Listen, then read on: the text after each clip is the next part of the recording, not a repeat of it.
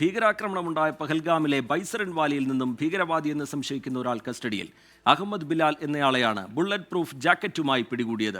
തുടർച്ചയായ 12ാം ദിവസവും പാകിസ്ഥാൻ വെടിനിർത്തൽ കരാർ ലംഘിച്ചു.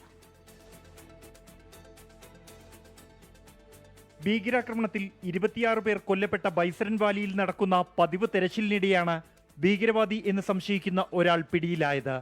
അഹമ്മദ് ബിലാൽ എന്നയാളാണ് ബുള്ളറ്റ് പ്രൂഫ് ജാക്കറ്റുമായി പിടിയിലായത്. ഇയാളുടെ പെരുമാറ്റത്തിൽ ദുരൂഹത തോന്നിയ സുരക്ഷാസേന കൂടുതൽ ചോദ്യം ചെയ്യലിനായി പോലീസിന് കൈമാറി. ബദ്ഗാമിൽ നടത്തിയ പരിശോധനയിൽ 2 പ്രാദേശിക ഭീകരരെ അറസ്റ്റ് ചെയ്തു.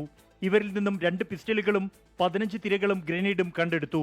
പൂഞ്ച് സെക്ടറിൽ നിയന്ത്രണ രേഖയ്ക്ക് സമീപത്തു നിന്നും പാക് പൗരനെ പിടികൂടി.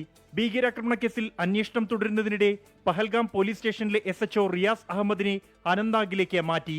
പീർ ഗുൽസാർ അഹമ്മദിനെ പഹൽഗാമിലെ പുതിയ SHO ആയി നിയമിച്ചു.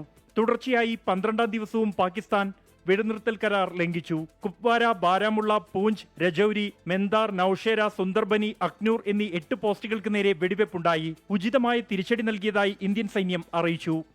പാകിസ്ഥാൻ പ്രകോപനം തുടരുമ്പോൾ അതിരുകടന്നാൽ കനത്ത തിരിച്ചടി നേരിടേണ്ടി വരുമെന്ന മുന്നറിയിപ്പ് ഇന്ത്യൻ സൈന്യം നൽകിക്കഴിഞ്ഞു.